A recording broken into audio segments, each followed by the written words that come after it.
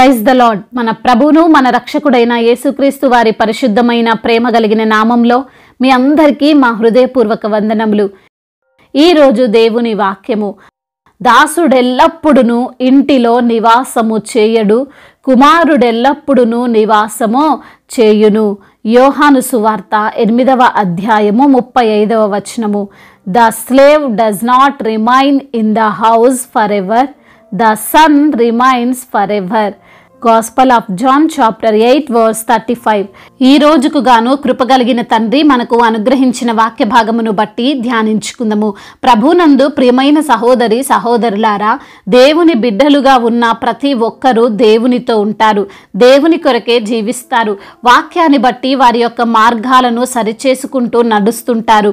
అటువంటి వారు మాత్రమే దేవుని రాజ్యానికి అర్హులు. అయితే ఈరోజు వాక్యము మనకు ఏమని సెలవిస్తుంది అంటే, దాసుడిగా ఉన్నవాడు ఎప్పటికీ దాసుడే గనుక దేవుని ఇంట్లో వాడు ఉండలేడు.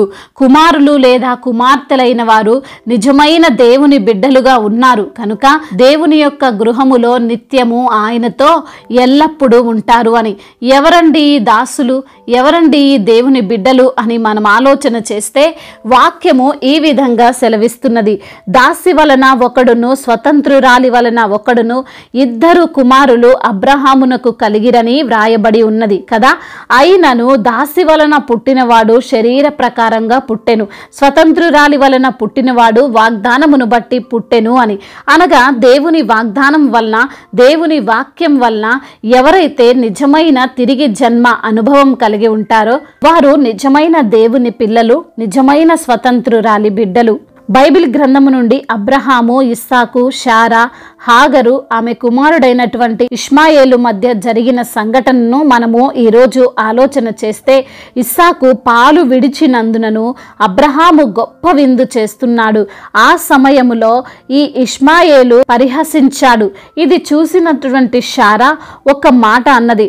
అది ఏమిటంటే, ఈ దాసిని, దాని కుమారుణ్ణి వెళ్ళగొట్టుము, ఈ దాసి కుమారుడు నా కుమారుడైన ఇస్సాకుతో వారసుడై ఉండడని అబ్రహాముతో అన్నది. హాగర్ అనుకుంది, అబ్రహాము వలనే కదా నాకు ఈ కుమారుడు జన్మించింది, కాబట్టి అబ్రహాముకు కలిగిన ఆస్తిలో, సంపాదనలో, అధికారములో, అన్నిటిలో నా కుమారునికి కూడా వారసత్వం లభిస్తుంది. ఇక నా కుమారుడికి ఏ డోకా లేదు, వాడు రాజులాగా బ్రతుకుతాడు. అంత మాత్రమే కాదు, ఆమె మరొక మాట అనుకొని ఉండొచ్చు, ఇస్సాకు కంటే ముందు నా కుమారుడే జన్మించాడు గనుక, అతనే మొదట కుమారుడై ఉన్నాడు గనుక ఇస్సాకు కన్నా ఎక్కువగానే ఇష్మాయేలు కలిగి ఉంటాడు అని అనుకుంది. కానీ ఏమైంది? బయటికి వెళ్ళగొట్టబడ్డారు. ఈ రోజున వాక్యానుసారంగా దేవునిలో తిరిగి జన్మ అనుభవం లేకపోతే మనము ఎంత ముందుగా చర్చికి వెళ్తున్నా ఉపయోగం లేదు. కొంతమంది అంటుంటారు, నేను సంఘానికి వెళ్ళబట్టి, దేవుణ్ణి నమ్ముకోబట్టి 30-40 సంవత్సరాలు అయింది, నాకే చెబుతున్నావా ఎలా జీవించాలో, ఎలా ప్రార్థించాలో అని అంటారు. అయితే అటువంటి వారు 30-40 సంవత్సరాలు కాదు, 100 సంవత్సరాలైనా దేవుని రాజ్యములో పాలిభాగస్తులు కాలేరు. వారు వెలివేయబడతారు. ఎందుకండి అంటే వారు దాసి కుమారులు. ఎవరికి దాసులుగా వారు ఉన్నారో తెలుసా? పాపానికి దాసులుగా ఉన్నారు. దేవునిలోకి వచ్చాము అని చెప్తారు కానీ, చర్చికి వెళ్తున్నామని అనుకుంటారు కానీ, కానుకలు ఇస్తున్నాము మాకేంటి అంటారు కానీ, వారు చర్చి నుండి బయట అడుగు పెట్టిన సమయం నుండి వారు పాపములోనే జీవిస్తారు. అది ఎలా అయినా కావచ్చు. కొందరు త్రాగుతారు, వ్యభిచరిస్తారు, 2 భార్యలను కలిగి ఉంటారు, నోటితో పాపం చేస్తారు. ఎలా చూసినా, ఎటువైపు నుండి చూసినా వారు మాత్రం పాపాన్ని వదలరు. అందుకే వాక్యము ఈరోజు సెలవిస్తుంది ఏమనంటే, వారు పాపమునకు దాసులు అని. ఇష్మాయేలు వాగ్దానం వలన పుట్టినవాడు కాదు. దేవుడు అబ్రహామును, శారాను నేను ఇవ్వబోతున్న వాగ్దాన పుత్రుని కోసం వెయిట్ చేయండి అంటే వారు వేచి ఉండలేక, శారా ఐగుప్తు నుండి వచ్చిన తర్వాత తన దాసి అయినటువంటి హాగర్ను తన భర్త ద్వారా పిల్లలు కనమంటుంది. అలాంటప్పుడు దేవుని వాక్యానికి విరుద్ధంగా వారు వెళ్ళినప్పుడు ఎలా అతను వాగ్దాన పుత్రుడవుతాడు?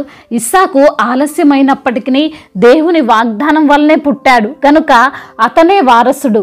శారా హాగరు యొక్క కుమారుణ్ణి బయటికి పంపియమంటే అబ్రహాము దుఃఖించినట్లుగా మనం చూడవచ్చు.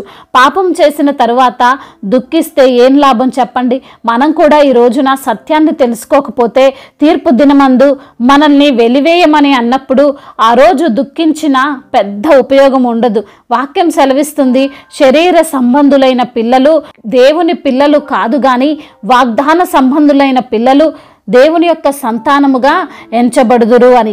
ఈరోజు ఈ సమయంలో ఈ మాటలు వింటున్న ప్రియమైన సహోదరి సహోదరుడా, నీవు శరీర సంబంధమైన ఆశలను అనుసరించి దేవుని దగ్గరకు వచ్చినా పెద్ద ఉపయోగం లేదు. దేవుని వాగ్దానము మూలముగా ఆత్మానుసారముగా నీవు దేవునిలో జన్మిస్తే నీవు కూడా దేవుని యొక్క వారసుడివే, వారసురాలవే. కాబట్టి మనలో ఉన్న వారందరూ దేవునికి వారసులమై ఆయన ఇంటిలో అనగా పరలోకములో నివసించే వారిగా ఉందాం. పాపానికి దాసులై ఉండకుండా భయభక్తులతో జీవించుదాం. దేవుడి ఈ మాటలను దీవించి మన హృదయములో ఫలింపచేయునుగాక. వాక్య భాగమును బట్టి ప్రార్థించుకుందాము. ప్రతి ఒక్కరు కూడా ప్రార్థనలో ఏకీభవించగలరు. ప్రార్థన. సర్వశక్తిమంతుడవైన దేవ, సకల ఆశీర్వాదములకు కారణభూతుడా, ప్రేమగల తండ్రి, కృపగలిగిన దేవ, జీవం కలిగిన మా తండ్రి, జీవాధిపతి, మీకు స్తోత్రములు. ఈరోజు నా తండ్రి వాక్యము ద్వారా మీరు మాతో మాట్లాడారు ప్రభువా. దాసుడెల్లప్పుడూ ఇంటిలో నివాసము చేయడు అని, కుమారుడెల్లప్పుడూ నివాసము చేయును అని తండ్రి వాక్యము ద్వారా మీరు మాతో మాట్లాడారు ప్రభువా. అవును తండ్రి, అయా మీ బిడ్డలుగా ఉన్నవారు మీ కొరకు జీవిస్తారని, మీ యొక్క వాక్యానుసారంగా వారి యొక్క మార్గాలను సరిచేసుకుంటారని, అటువంటి వారు మాత్రమే తండ్రి మీ యొక్క రాజ్యానికి అర్హులు అని ప్రభువా మీరే తండ్రి ఈరోజు నా తండ్రి వాక్యము ద్వారా మాతో మాట్లాడి మమ్మల్ని సరిచేసి బలపరిచినందుకు స్తోత్రములు. అయా ఇంకా మేము పాపమునకు దాసులము కాకుండా ప్రభువా మరి తండ్రి శరీర సంబంధులమై మేము జీవించకుండా వాక్యానుసారముగా అయా వాగ్దాన సంబంధులమై మేము ఉండడానికి కృపను చూపించమని బ్రతిమిలాడుకుంటున్నాం. ఎందరైతే బిడ్డలు ఈ రోజున నా తండ్రి వారికి ఉన్న సమస్యలను బట్టి, వారికి ఉన్న ఇబ్బందులను బట్టి, వారికి ఉన్నటువంటి మానసిక తండ్రి శారీరక రుగ్మతలను బట్టి, అనారోగ్య సమస్యలను బట్టి మీ యొక్క సన్నిధిలో తండ్రి దుఃఖిస్తున్నారో, మీ యొక్క సన్నిధిలో గోజాడుతున్నారో అటువంటి ప్రతి బిడ్డను తండ్రి మీరు జ్ఞాపకం చేసుకోండి ప్రభా. మీ యొక్క సహాయము వారికి దయచేయమని బ్రతిమిలాడుకుంటున్నాం. సంపూర్ణ ఆరోగ్యమును వారికి అనుగ్రహించి మీ సన్నిధిలో సాక్షులుగా వారిని నిలవబెట్టండి. ఆర్థిక సమస్యలను కొట్టివేయండి. అప్పుల భారాల నుండి వారికి విడుదల దయచేయండి. అయా ఎవరి యొద్ద అయితే అప్పు తీసుకున్నారో ప్రభా తిరిగి వారికి చెల్లించుటకు కృపను అనుగ్రహించండి. అయా మరి తండ్రి తలగా ఉంటావు కానీ తోకగా ఉన్నవన్న వాగ్దానము అయా బిడ్డల జీవితంలో మీరు నెరవేర్చండి. అయా మీ యొక్క తండ్రి అయా కృప మీ యొక్క సన్నిధి వారిపైన ఉంచమని వేడుకుంటున్నాము తండ్రి. అదేవిధంగా నా తండ్రి కుటుంబ సమస్యలు, కుటుంబ కలహాలు, భార్యాభర్తల మధ్య విభేదాలు, అత్తకోడళ్ళ మధ్య విభేదాలు, అన్నదమ్ముల మధ్య విభేదాలు, అయా ఒకరంటే ఒకరికి పడని ఆలోచనలు, గృహములో శాంతి లేక, సమాధానము లేక, దుఃఖముతో కన్నీటితో ఉన్నటువంటి కుటుంబాలను తండ్రి మీరు జ్ఞాపకం చేసుకొని అయా వారి కుటుంబాల్లో తండ్రి శాంతిని, సమాధానాన్ని, సంతోషమును, ఆనందమును మీ యొక్క కృప ద్వారా వారికి దయచేయమని బ్రతిమిలాడుకుంటున్నాము. మరి జాబ్ కొరకు అప్లై చేసినటువంటి బిడ్డలకు తండ్రి మంచి జాబ్ను మీరు అనుగ్రహించండి. వెళ్ళే ఇంటర్వ్యూలో బిడ్డలు సెలెక్ట్ అవునట్లుగా కృప చూపించమని బ్రతిమిలాడుకుంటున్నాం ప్రభువా. అయా ప్రతి యవ్వన బిడ్డ నిమిత్తము ప్రార్థిస్తున్నాము. యవ్వన వయసులో పాపము జోలికి పోకుండా ప్రభువా అయా మరి తండ్రి పరిశుద్ధంగా వారు జీవించినట్లుగా మీ యొక్క సహాయము వారికి దయచేయమని బ్రతిమిలాడుకుంటున్నాము తండ్రి. సంతానము లేని బిడ్డలను మీరు జ్ఞాపకం చేసుకుని వారికి సంతానమును అనుగ్రహించమని బ్రతిమిలాడుకుంటున్నాం. అదేవిధంగా నా ప్రభువా అయా ఎందరైతే బిడ్డలు గర్భిణీ స్త్రీలుగా ఉన్నారో వారిని బట్టి ప్రార్థిస్తున్నాము. తల్లి బిడ్డలకు క్షేమాన్ని దయచేయండి ప్రభువా. వృద్ధులను మీరు బలపరచండి. శారీరక బలమును వారికి దయచేయండి. ఆధ్యాత్మికంగా మీలో ఎదిగే కృపను వారికి అనుగ్రహించమని వేడుకుంటున్నాం. వ్యాపారాలు చేస్తున్న వారిని దీవించండి. మరి తండ్రి చేతి పని చేసుకుంటున్న వారిని దీవించండి. ఏ వృత్తి వ్యాపారాలలో బిడ్డలు ఉన్న ప్రభ వాటిలో తండ్రి అభివృద్ధిని తండ్రి బిడ్డలకు కలగజేయమని బ్రతిమిలాడుకుంటున్నాం ప్రభ. కోర్టు సమస్యల నుంచి, ల్యాండ్ సమస్యల నుంచి బిడ్డలకు విడుదల దయచేయమని వేడుకుంటున్నాం. అనాథలుగా ఉన్న బిడ్డల నిమిత్తం ప్రార్థిస్తున్నాము. అయా ఎవరు ఆదరణ లేక, ఎవరి దిక్కు లేక ఒంటరిగా ఉంటున్న ప్రతి బిడ్డను మీరు జ్ఞాపకం చేసుకునండి ప్రభా. అయా మీరు ప్రేమించే దేవుడు అని అయా మీ తట్టు బిడ్డలు తిరుగునట్లుగా సహాయము దయచేయమని బ్రతిమిలాడుకుంటున్నాం తండ్రి. అయా మరి ఎందరైతే బిడ్డలు మీ యొక్క పరిచర్యను జరిగిస్తున్నారో వారిని బట్టి ప్రార్థిస్తున్నాము తండ్రి. అవును ప్రభువా అయ్యా వారి యొక్క పరిచర్యను దీవించండి, నూరంతల ప్రతిఫలమును వారికి దయచేయండి, అనేక ఆత్మలను రక్షించడానికి కృపను అనుగ్రహించండి, సంఘాలను విస్తరింపచేయండి, సంఘానికి మీరే శిరస్సై ఉండండి ప్రభా. అధికారులను దీవించండి, అధికారులకు మీరు తోడుగా ఉండండి. మా భారతదేశమును, తెలుగు రాష్ట్రాలను మీరు జ్ఞాపకం చేసుకోండి, ఇతర దేశాలను, ఇతర రాష్ట్రాలను కూడా తండ్రి మీ యొక్క కాపుదలలో భద్రపరచమని బ్రతిమిలాడుకుంటున్నాం ప్రభా.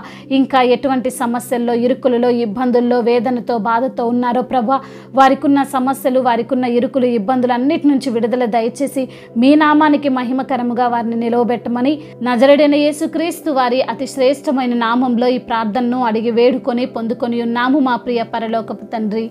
ఆమెన్. ఈరోజు పుట్టినరోజు మరియు పెళ్లి రోజు జరుపుకున్న వారందరినీ దేవుడు దీవించి సకల మేలులతో, ఆశీర్వాదములతో, కృపాక్షేమములతో, శాంతి సమాధానముతో దేవుడు మిమ్మల్ని నింపునుగాక. మీ యొక్క ప్రార్థన అవసరతలను మాకు తెలియజేయగలరు. మీ కొరకు మేము తప్పక ప్రార్థిస్తాము. మొదటిసారిగా మన యొక్క ఆదరణ వాక్యం చూస్తున్నట్లయితే తప్పకుండా సబ్స్క్రైబ్ చేసుకోగలరు. ఈ వాక్యం మీకు ఆశీర్వాదకరముగా ఉండినట్లయితే అనేకులకు కూడా ఈ వాక్యాన్ని పంపి మీరు కూడా దేవుని యొక్క రాజ్య సువార్తలో పాలిభాగస్తులు కావాలని దేవుని పేరట మనవి చేసుకుంటున్నాను. May God bless you all. దేవుడు మిమ్మల్ని దీవించి బలపరిచి స్థిరపరచునుగాక.